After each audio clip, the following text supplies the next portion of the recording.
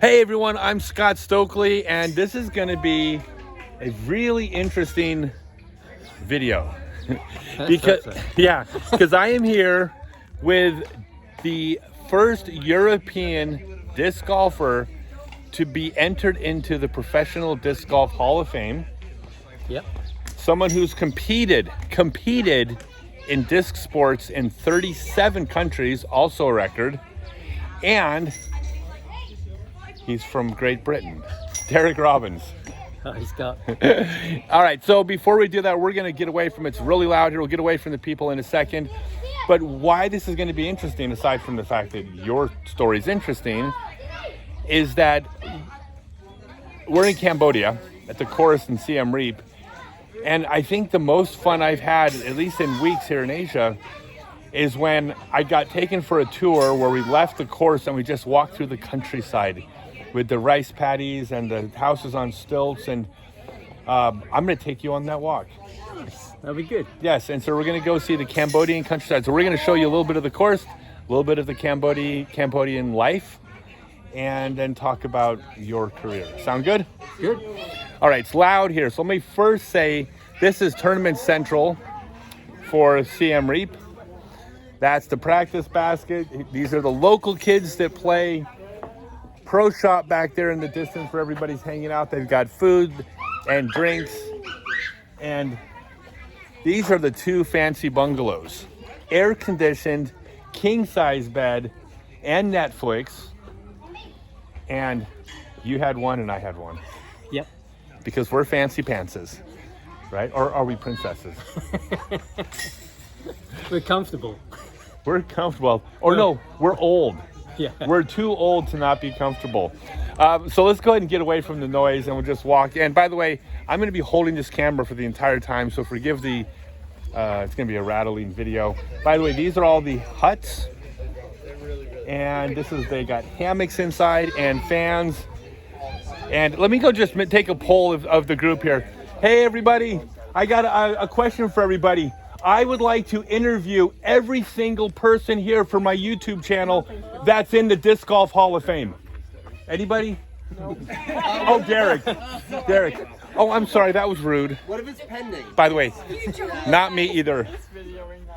Okay, so y'all are going to be, wave to the YouTube world. Yeah, what's up, YouTube? All right, we're going for a walk. We'll see y'all. We will enjoy the sunset over the Cambodian fields. It's amazing. All right. Hello. Wave to YouTube. All right. So, you started playing when? I got the first frisbee that got me started in disc sports in 73. 73. Yeah. First tournament, 77. That was an overall tournament. And that was in Great Britain. Yeah. And at the time, if you won the overall tournament, it was part of the International Frisbee Association created by Ed Hedrick, right? Yeah. And if you won for your country, what did you get? You got a free trip to the States, expenses paid. So it was a really big deal back then. So you got to come out to compete at the Rose Bowl. Yeah. That's insane. That's when Ed Hedrick wanted to see, well, first off, they were shocked that people were taking Frisbee serious because they were just toys. But people started to realize, including Ed Hedrick, Dan Roddick, and George Sappenfield and people like that people were being competitive with disc sports. Yeah. But there was no internet, so we didn't know who or where. So how did you hear about competitive Frisbee? So what happens in Europe, each country had a distributor for Frisbees, and the distributor had an association. They created the association. It's like a marketing arm for the distributor, more than just a players thing. So they put money in, they paid for pro freestylers to come over. So in 78, for instance, we had the Velasquez brothers come over, who like the biggest name in freestyle. These are Jens and Erwin Velasquez are the first two faces on the freestyle Mount Rushmore. Would you say probably easily? Yeah, and they would go on. They fixed up a promotional tour, so they would go on the children's TV programs and really get some publicity. That's amazing. Hey, we're gonna show you a little bit of the course before we disappear to the countryside. Here's hole 1. Here's the tee pad. The basket is 142 meters that way. And we'll just go for a walk. We're gonna probably walk through the first couple holes before we disappear. Yeah, by the way, a real interesting side to this. This was the game changer for one of the many game changers for the sport, is that Frisbees were toys. And this was all Dan Roddick. What Dan Roddick did is he took Whammo's Frisbees that were the world-class Frisbees, a certain class of, these were still just store Frisbees. But he said, these aren't toys, these are sporting goods. And they would not allow stores to sell them in the toy section. And they were the best-selling Frisbees in the world. So the toy departments at all these places were pissed off because they're like, why can't we sell the world-class Frisbees? And it's because, well, they're not toys, they're sporting goods. Remember? Yeah. And if you wanted to be a distributor of world-class Frisbees, which, you're going to make money doing it because it's a very hot item, you had to agree to create an organization in your country and run tournaments and send players to championships. Yeah. So you could not just sell world-class Frisbees without agreeing to grow the sport. That was all Dan Roddick. So yeah, anyways, this is landing zone number 1 for the hole. We got a ways to go to get to the hole. So I'm doing way too much talking. People don't want to hear from you. They want to hear from you. Oh, they do. Well, but I love that story though, because when did Frisbee become a sport? Well, that's one of the landmark events, and you are a product of that. You are one of the products of that marketing thing that happened 45 years, 50 years ago. Because when I bought the Frisbee I got in '73, that broke, and I got a new one that had the membership form for the UK Frisbee Association, and that's how I knew that there was anybody else who was doing anything in terms of a sport. That's right, because when you bought your Frisbee, there was a form where you had to put money in an envelope and mail it in to join the IFA or your local. Do you remember how much it cost? Not much.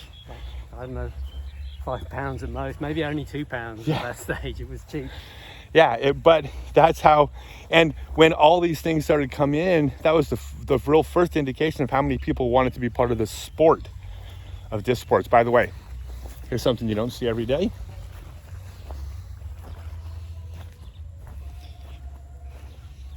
So here's the basket. Check out the beautiful shelter back there. And then on the course there's a lot of water buffaloes out here. We can skip hole 2, but we can walk through hole 3 and 4, and then we'll disappear out there. And I hear some music, something interesting is going on. So you heard about the sport, you came over. Were you blown away by how good people were, or were you competitive? Absolutely blown away. I mean, I was only 17 when I went to the World Frisbee Championships, and from I was just lived in a little village really in the UK. As you can imagine, that stage there was a lot of weird and wonderful people doing weird and wonderful things. It was quite a hell of an experience. Well, you said the first round of Frisbee golf you ever played in your entire life was at the World Championships. Yeah, that's right. Here's the basket of this hole. Wait, I think the stick's in the way.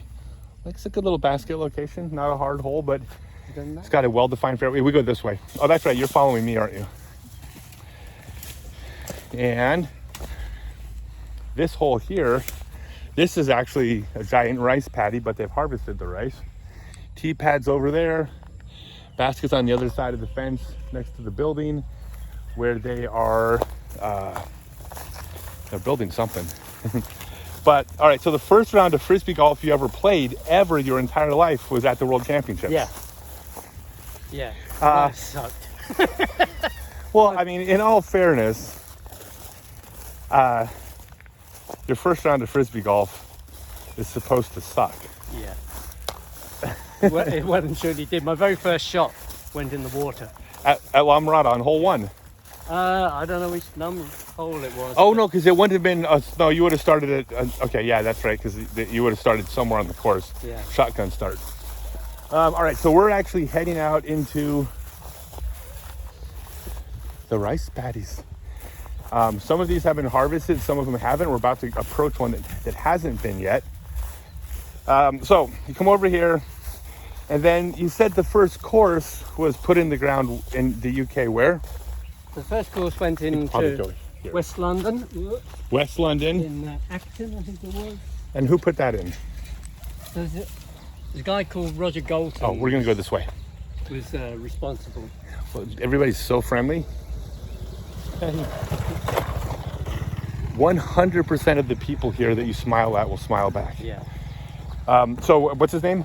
Roger Galton, and he was sort of trying to make a business out of selling discs with logos on. He had a logo disc business. So he was trying to make. He had a disc business in 1977. He was importing discs from Discraft. Okay. Oh, we got another motorcycle coming. The big thing out here, by the way, is motorbikes, because motorbikes are affordable, and the price of gas. About $1 an hour is a good paying job. Like laying concrete or doing something hard work.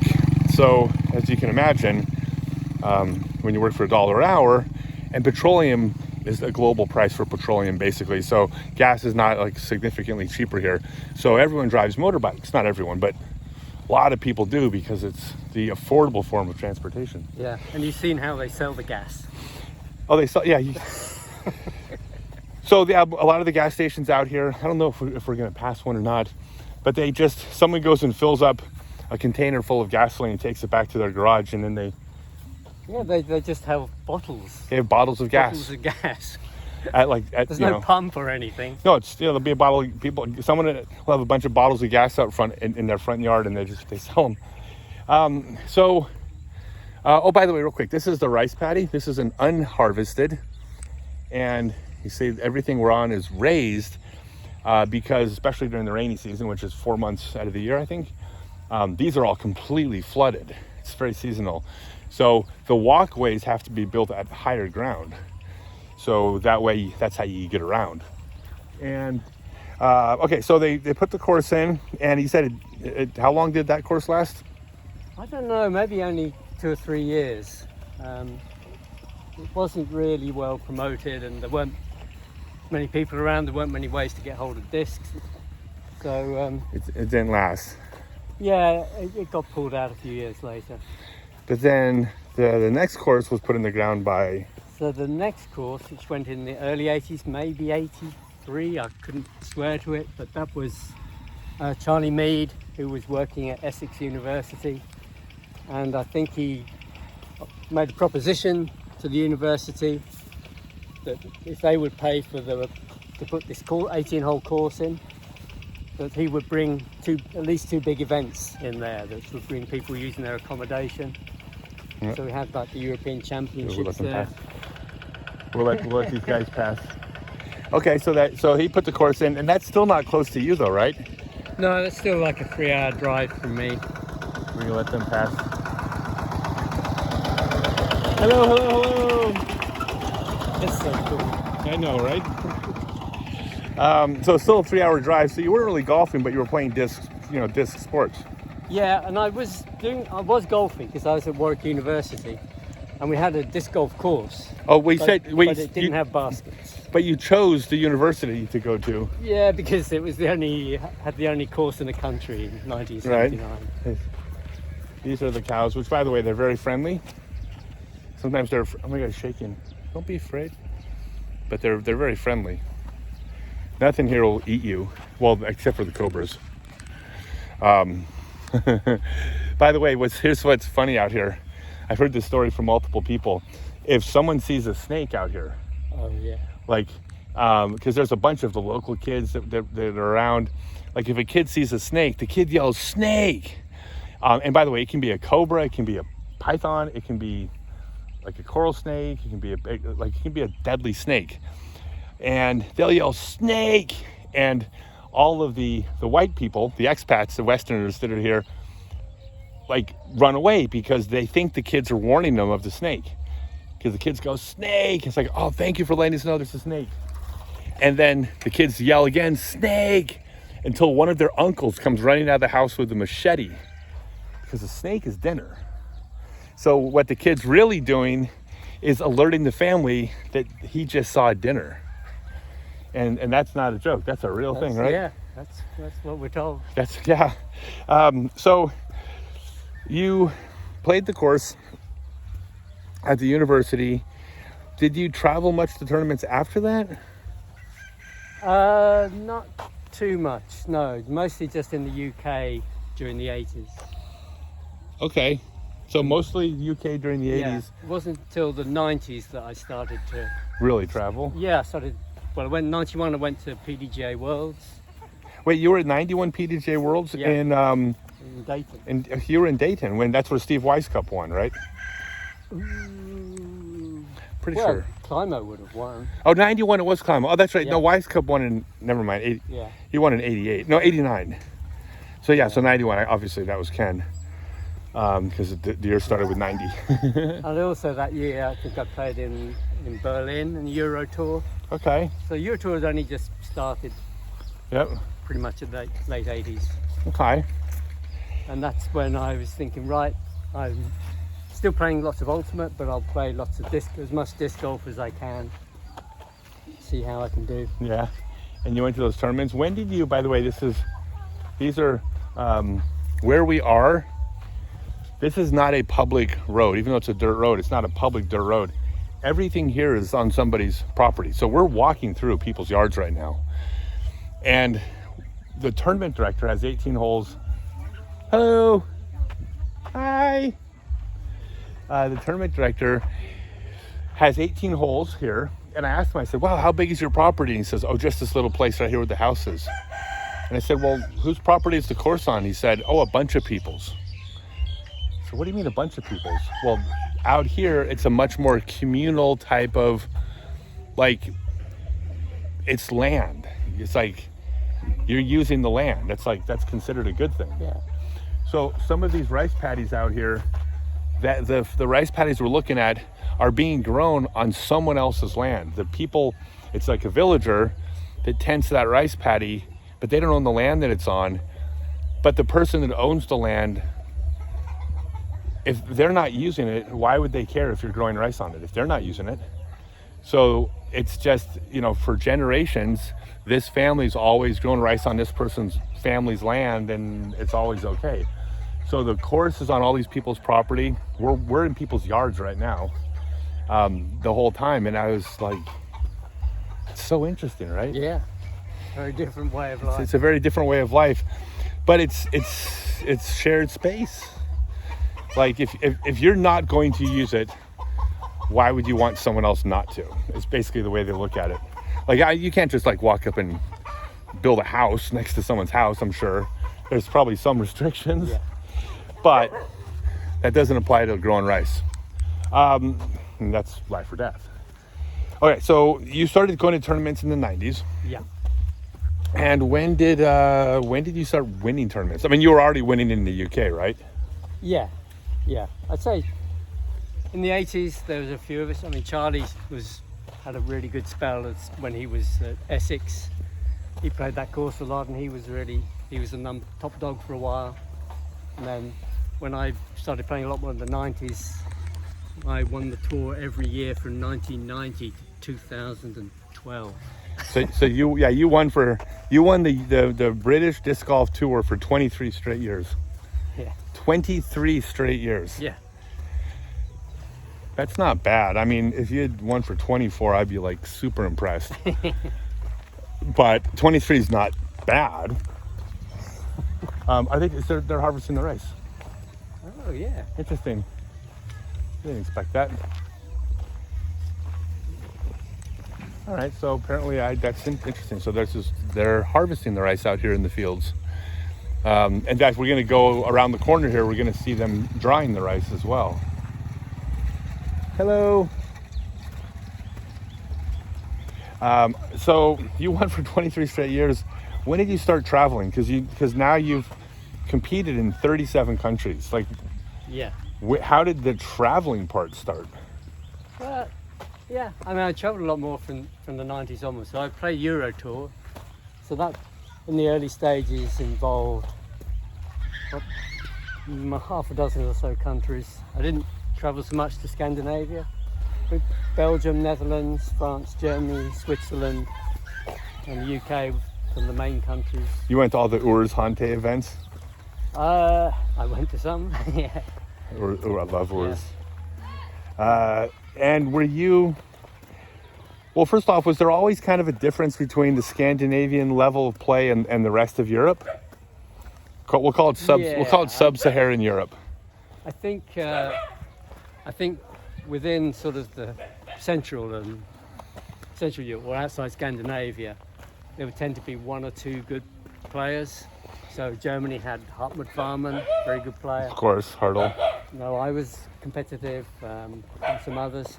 The Scandinavia, Sweden initially was the strongest country. They dominated. They dominated disc golf and ultimate. We're going to say hi to everybody.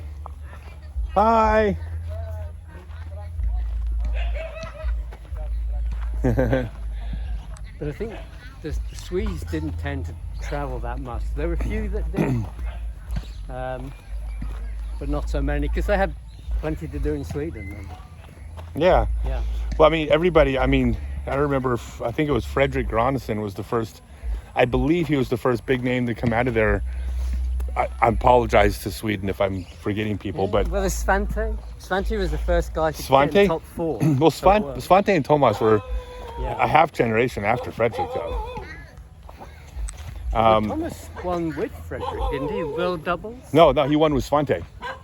Yeah, they won world doubles in Port Arthur, Texas, 95. Yeah. Hold on, I want to see if we can put these guys on YouTube. Can we put you guys on YouTube? Let's see.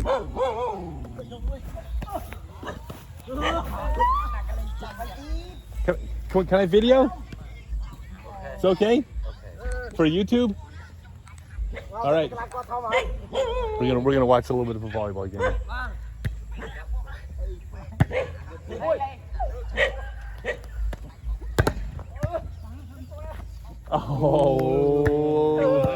Oh, good shot. Thanks, you guys.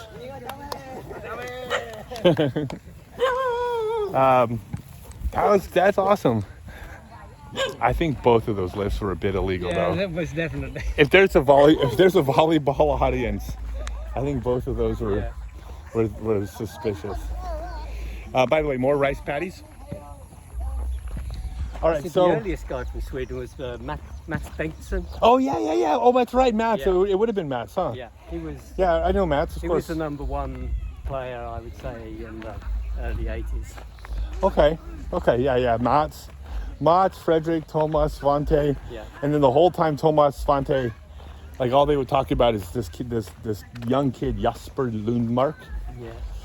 And then of course, Marcus Shellstrom. Yeah. Probably, did he become the best player out of it, or was it Thomas?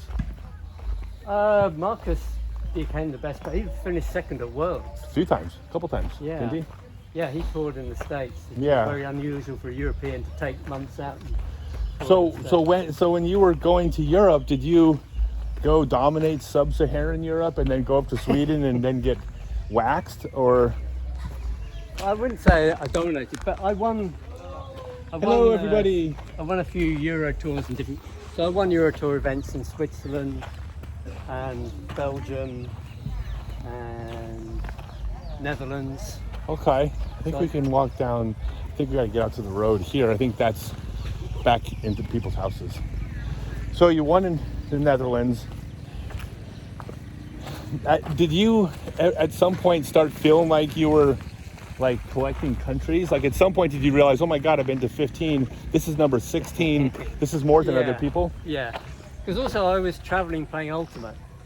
So apart from those countries where I played disc golf, there's a bunch of others where I played ultimate as well. And then I thought, actually, I'm up to a dozen different countries, and it became a little bit more of a thing. I must try and play some more different places. So now it's kind of like, now you get to bag new countries, right? Yeah. Okay, I like that. I mean, I can totally appreciate that, like, Let me go. Say hi. Hello. Say hi to YouTube.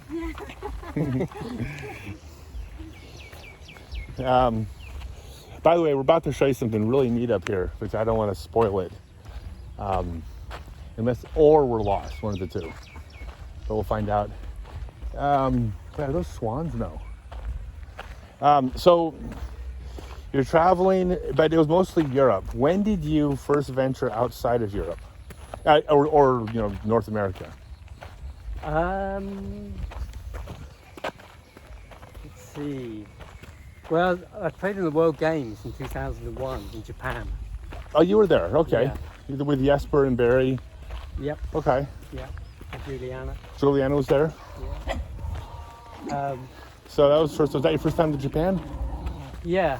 So that was the first time I played in Asia.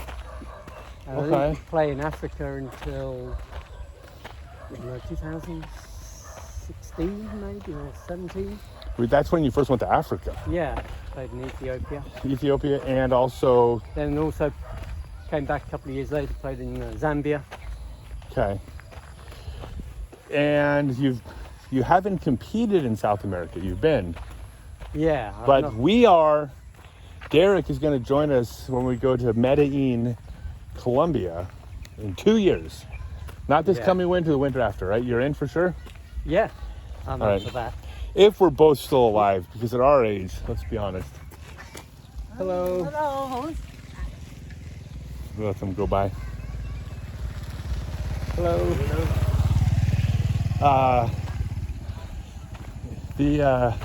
So as long as we're both still kicking at that point, we might be. I think it's at least 80% chance we're both kicking. It's this thing I was about to show you. So out here, because of this, just the way the economy works, it's such a, people, $1 an hour is a good wage. It's a good living wage. Yeah. Take care of your family on that. Is that everybody has little side hustles to make a little bit more money. And one of the things people do is they open up their own stores. And I'm not kidding, every 10th house has its own store in the garage. And the store is just, you buy stuff at bulk and you open up the garage and you'll set up a table where you'll have lotion and eye drops and razors and water. noodles and water and Coca-Cola. Hello. And half those places also will cook you dinner, and they'll have pictures of the meals they'll cook.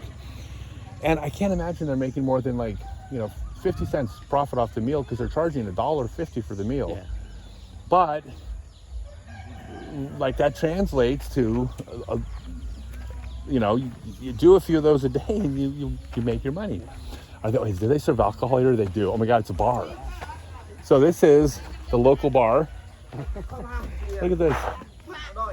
Oh, this is petrol. Oh, this is petrol. Oh, those are petrol bottles. Yeah, this is gas. Oh, okay, that's all gasoline. Yeah. Oh, that's all the gasoline. Okay. Yeah. So no drink? No? Can I get that one to drink? No? Okay. And look at, there's the store. Can I show the store video? Can I make a video to show? So if you see, it's a little miniature pharmacy, but you'll find everything you need. There's eggs, and the eggs are not bought. They're going to be sourced from the chickens out here. And these are all the ice tests. Everything's cool. And then, of course, all the fresh fruit that's picked. Hello, everybody. Can I put you on video? Will you wave?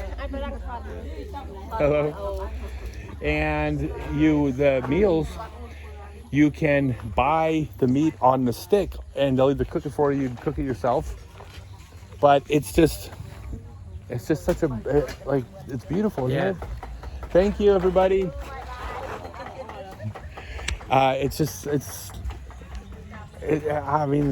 This is weird, and I call it weird because I'm from the U.S., because we don't really have a lot of sense of community in the U.S. I don't always want a sense of community. I don't want to know all my neighbors there. But here, you know all your neighbors, and everybody does something different, and this person has chickens, but this person has a grill, and that person has petrol. And it works. And so sorry, I got distracted. But that's what I wanted to show people in the video as much as anything was this, because this is the Asia that we were hoping to see. Because when you're in the big cities, it's not the same. Yeah. It's still awesome, not the same. Yeah, and this is how most people in Cambodia. This is most of Cambodia. This is how people in Cambodia live, and boy, like the kids have a lot of fun. Like when you see the kids, you're not looking at them feeling like bad for them. Like they're having way more fun than we are. Yeah. Happy. So it's definitely like, hey, they're making it work. Okay. Oh, there's the sign to the disc golf course. So by the way, this is where the hair salon is.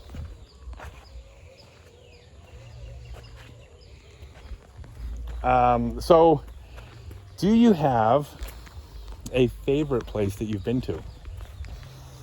I mean, I do get asked that, and of course. there's different places I love for different reasons. By the way, here, this is the sign to the disc golf course. So if you see this sign, oh, that's the disc golf, and this is how you get to the disc golf course. You need a 4-wheel drive or a motorbike. Yeah, so you get asked. Well, then I'll ask again. Yeah. So if I had to pick one place, I might well say St. Thomas and Leisbein or something in Austria, because it ticked a lot of the boxes. They had a beautiful setting, rolling hills, woods, open holes, so the course was fantastic. in Austria. Yeah, the course was based around a farmhouse from 1600, so it had that. The guy that ran it was kind of eccentric. He made all these wood carvings, so they were all around the course, some funky stuff. And then just the vibe at the tournament was fantastic. So that, That's interesting. that tournament ticked all the boxes.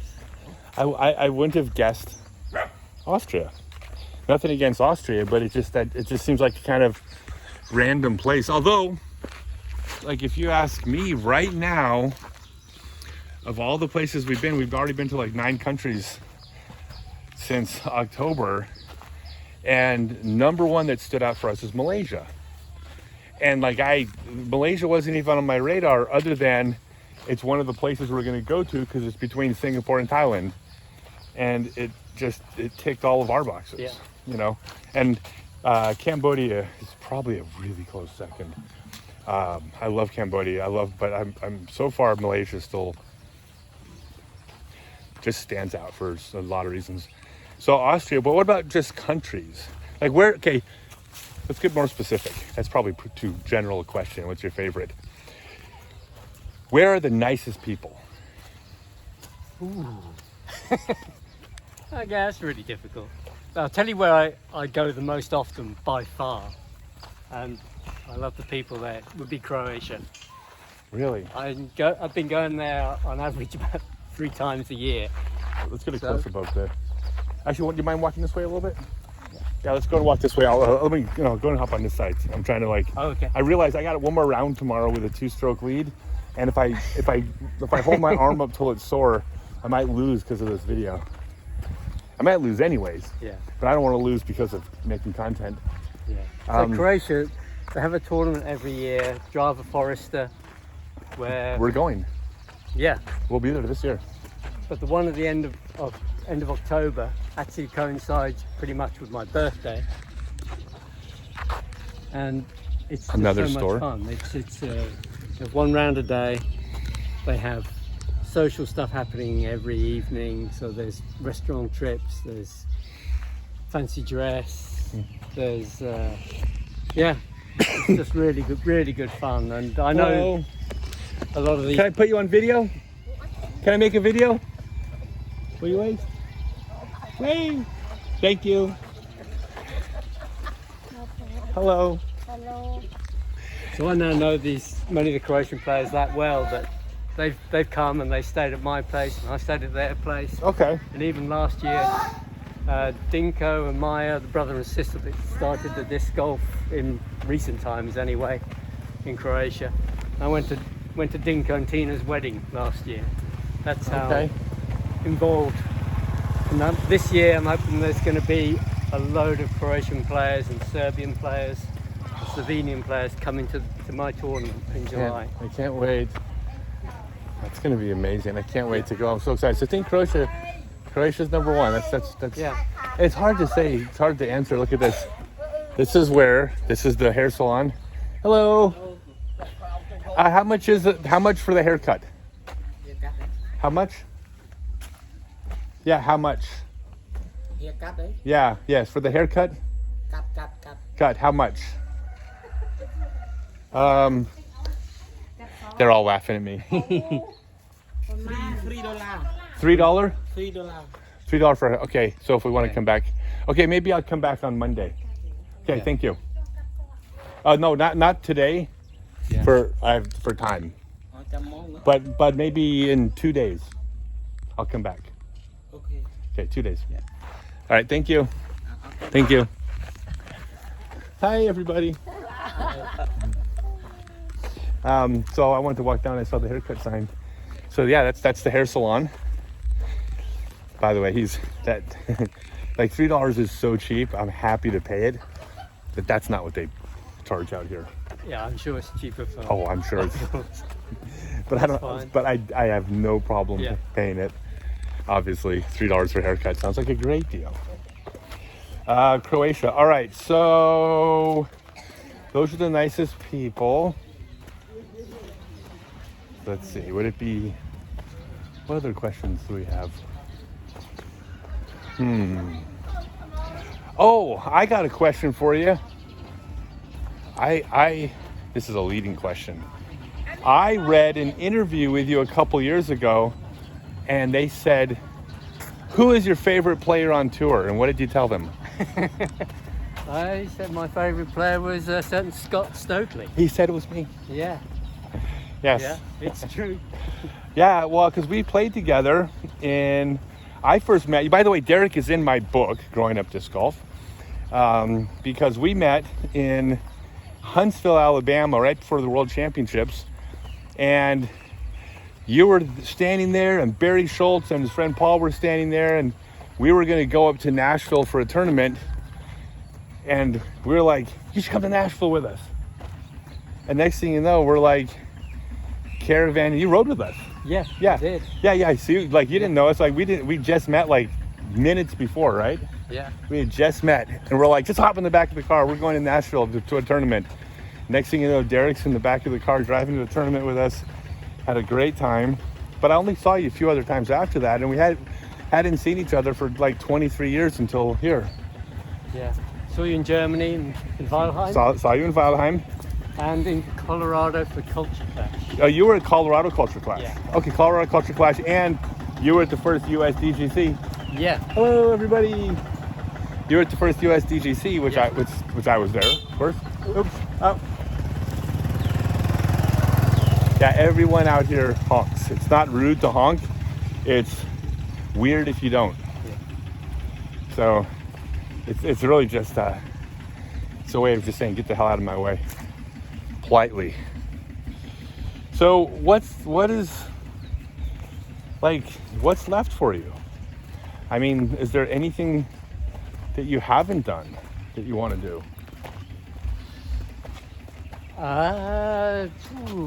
I mean, just more countries, more new I think experiences? more countries, and now I probably want to use, what attention I can bring and what money I have. I want to try and help people in other countries.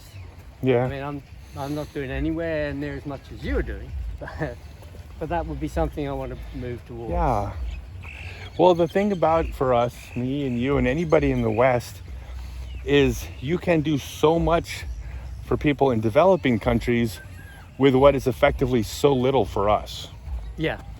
Because it just, when people are working for $1 an hour, like even things like golf discs are just not even in the wheelhouse, for the majority of people in Cambodia can't own a golf disc. I mean, that's 30 hours pay for a golf disc. That'd be a $500 disc in the US. It's just not gonna happen. So anything anybody can do. Wait a second, are you gonna dance? You gonna dance? Hello. Hello, hello. I'm not sure we're still going the right direction. I thought we were. Hello. I think she just mooned me. Okay. Oh, hey. So check it out. Here's the basket. So I guess we're in the right place. Yeah. I didn't see the. I guess the rice is already dry because they had this huge thing where they were drying the rice and bagging it up, which was really interesting. So now we're back on the course again. This is hole 15. Right here. Yeah. Is that music coming from the? They said they were going to have some music here, from some local music. Yeah, there's often music or there's chanting. Yeah, there was. Oh, well, there's been a couple of funerals, and the funerals go on for like 3 or 4 days. Yeah. And then the funeral ended, and the next day another funeral started. So they bring out the monks, and the monks just chant, and then people chant with them for like 4 days. And we were out walking the course, me and Jacob, and he goes, "You want to go to the funeral?" I said, "Is that okay?" He's like, "Well, yeah, it's a community, like anyone's and welcome to go. It's a community thing." So we went to the funeral and just heard the chanting, and it was, I mean, it sounds weird to be saying like, "Well, I was happy to go to a funeral," because obviously I don't need to explain why it's a horrible thing, but just to get to experience the culture of just how they mourn death, celebrate life, combination was different. Just all the players getting ready for tomorrow. Jesus Christ, he's got a freaking cannon. With the arm. That's Eric. He throws far. Yeah. Say hi to YouTube, everybody. Hey, what's going on? YouTube, you're awesome. Yep. Wow, that's a good shot too. Jesus Christ, you guys. All right, so do you have any parting words? We're gonna walk in front of the tee pad like ducks at a carnival. Watch out. Do you have any parting words? Because millions of people are gonna watch this video. Well, I guess I make my living now running a pay-to-play course. Where is it? Where's the course? Leamington Spa in the middle of England. And dare I say, the greatest course in all of sub-Saharan Europe. I'm not going to make the big claims on that, but it's a really nice course. It's a good course, okay. And I bought the land in '94 purposely to set up a course. There weren't trees there. I planted 1,400 trees. No Planted kidding. a few more hundred since then. Holy cow. Has the River Avon. If you heard of Stratford on Avon, it's the same river, just 12 miles upstream from Stratford. Okay. It's a beautiful, beautiful property, and yeah, it's a great course. It's a great course. That's cool. So if you're in England, look up Derek Robbins. By the way, I think he mentioned having some traditional music here, and I think that traditional music is here. We're back to Tournament Central again. Hello. Yo, peace out, everyone. Thanks for coming out. Peace out. Yeah. That's Cambodian for peace out. Take care. See you guys tomorrow. Yeah, we'll see you guys. See ya. All right. Let's go say hi to the kids, because there's a bunch of Cambodian local kids. Let's end with watching them make some putts. What do you think? Yeah. Because this is the future of. Hey, wait, come here. Oh, just in time, we're gonna dance around the basket. And Oh, we're gonna play you guys, music. we want to watch you guys putt. We're gonna dance around the basket. Of course it is. Here, come on over. This is amazing. Yeah, but we need someone to copy. We need someone So this is the music. Let's end over here. Should we film you guys? Someone was. All right, so Derek, come on over here. Yeah. All right, so thank you everybody, and make sure you check out Derek Robbins. All of a sudden got really loud, so. But Cambodia this golf, what do you think? It's such good fun. You've got to come here if you can. It's so amazing. Put everything to end on.